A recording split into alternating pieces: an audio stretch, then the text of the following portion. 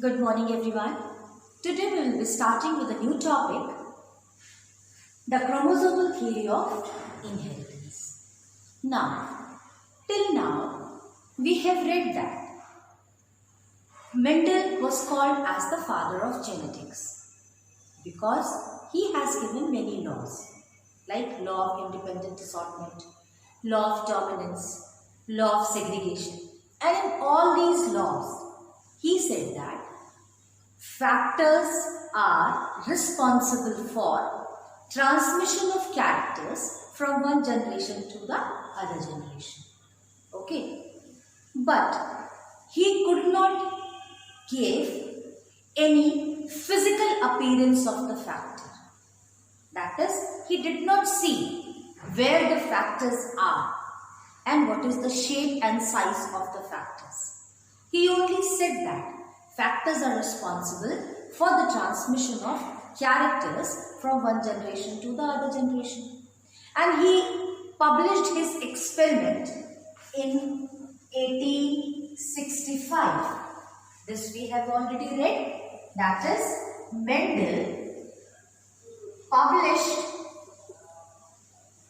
his work. Now, after few years, that is in 1900, three scientists came forward. Okay, if you remember the name, I told you, they were the Schema, Hugo de Vries and one more scientist, Correns. Okay, so Correns, Hugo de Vries and Schema. These three scientists came forward and then they republished the Mendel's work. And they said that whatever Mendel had done was everything right. Clear? But why Mendel could not see the factor? The reason was very simple, because at that time there were no microscopes. So till then the public were not knowing about the structure of the cell. They were not aware about the nucleus. But in 1903, two scientists, okay, they worked separately, and these two scientists were Sutton and Boveri. They worked and then they said that it is the chromosome which contains factor, and these factors are called as the genes. Okay, so as if the Mendel had said that factors are responsible for the transmission of characters from one generation to the other generation, in the same way Sutton and Boveri said that these chromosomes, they are the hereditary vehicle, they contain the genes, and then these chromosomes are responsible for the transmission of characters from one generation to the other generation.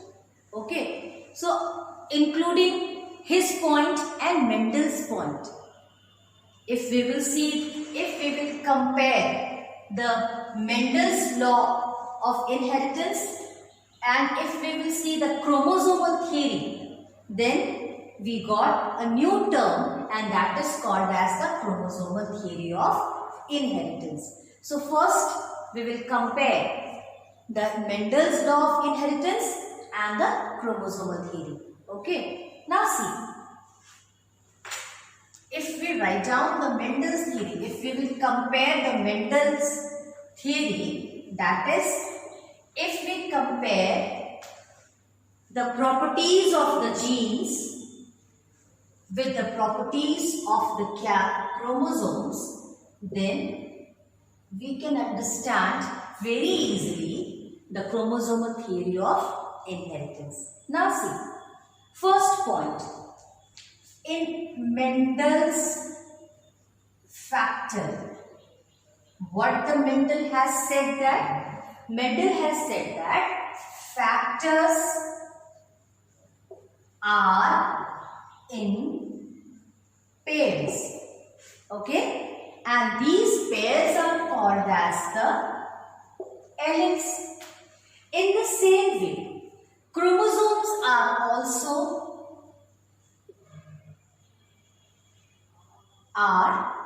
also in pairs, and the paired chromosomes are called as homologous. Okay, what the Mendel has said that, suppose if this is for T and T, now the genes are always in pairs and they are called as the alleles. In the same way, in case of chromosomes, if these are the chromosomes, they are always in pairs, okay, and they are called as the homologous pair. This is the first point, which is similar in Mendel's factor and chromosomal factor, that is chromosomal theory, according to the Boveri and Sutan. Now see, the next point is factors can separate during the gamete formation. Factors can separate during gamete formation. Clear? In the same way, chromosomes also get separated during meiosis. This we have already read that. We can separate the gametes. How to separate? Suppose this is a gene for capital T. Suppose this is parent generation. If we will make their gametes, then this will become T and T. So we can say that factors get separated during the gamete formation. In the same way, suppose if we have a pair of genes like this, like pair of chromosome, then at the time of meiosis, that we have already read in the previous class also, children, that is they all will get separated, chiasmata formation and many things are there. But we can get the chromosomes like this. Clear? So second similarity is also 100% clear. Now see the third point.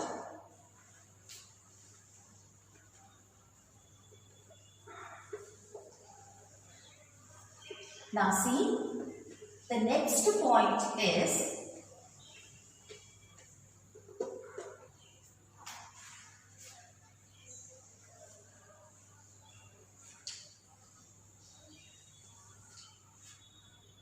different factors assort independently. See, what does it mean? Suppose if we have capital T, here we have small t, there will be the formation of gametes, capital T, small t and small t. Now, this can independently assort with this. This can with this, again with this and again with this. Understood? In the same way, chromosomes can also assort independently. Now, see how this is possible. Suppose if this is a pair of chromosome. Clear? Suppose it consists of A and this consists of its recessive A. Now we have one more pair. Suppose this is capital B and this is small b. Now they can assort independently like this. A, B. Okay. Now this A with this B, this A with this A with this B, then A, B, A and B. So this is called the third point, that is different factors are sought independently. In the same way, different chromosomes can also assort independently. Now, next point. The point number 4 is both the chromosome as well as the Mendel factors, they can become paired after fertilization. So, what is the next term? Mendelian factor. Your Mendel's factor can pair or restore its original condition after fertilization.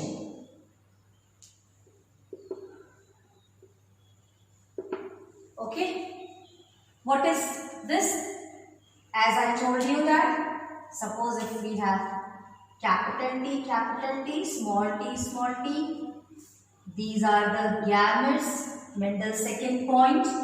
Then, when they will form the progeny, once again, they will get or they will come in their paired form. Okay? In the same way, when chromosomes after meiosis, clear, after fertilization, chromosomes can also occur in pairs after fertilization. Clear? So once again, suppose if this is pair of chromosome, different genes, they will assort themselves, and then after crossing over and everything, once again we will get the pair. So this is the next similarity between Mendel's factor and chromosome. Okay. Now, one more. Fifth point is Mendel's factor maintain its originality. That's why when we come to the F2 generation, we can see the dominant as well as the recessive genes both. In the chromosomes also, the chromosomes retain their originality. Okay, they do not lose their originality. So whenever we come to the next generation, we can get the original chromosomes once again. See, what I mean to say that they maintain their individuality. Okay, Mendel factors maintain their individuality. Now see, what does this mean? Suppose capital T, small t. Now we can change them into their factors. Now they will cross with each other to form like this. Understood? Now they all will be tall. What happens if we form their gametes? If we make their gametes, then it will be like this. And once again, we will get, okay, this is here only. Once again, they will restore their originality. And in the same way, chromosomes can also restore its individuality. Understood? So these were the 5 important similarities between the Mendel's factor as well as the chromosomes. That is, they all can be always in pair during fertilization. Again, their pairing will be there at the time of gamete formation. They all can become individual. Okay. Now after that, they all will maintain their individuality. Everything is possible. Now, on the basis of these similarities, we frame one law, and that is called as the chromosomal theory of inheritance. Now, what was the definition of inheritance according to the Mendel? Mendel has said that factors are responsible for transmission of characters from one generation to other generation. Or we can say that inheritance is the science which deals with the study of transmission of character from one to next generation. Now, after this discovery, after the discovery of chromosome, we can say that inheritance is a branch of science in which we study about the genes which is present on the chromosome. Clear? We study about the genes and its transmission from one generation to the next generation, and these genes are present on the chromosomes. So this is called as the chromosomal theory of inheritance. That is, factors or the genes present on the chromosomes are responsible for transmission of characters from one generation to the next generation. Clear? So children, this was all about the chromosomal theory and comparison between Mendel's factor and chromosomal theory. Now in the next topic, we'll start with a linkage. Okay? Thank you.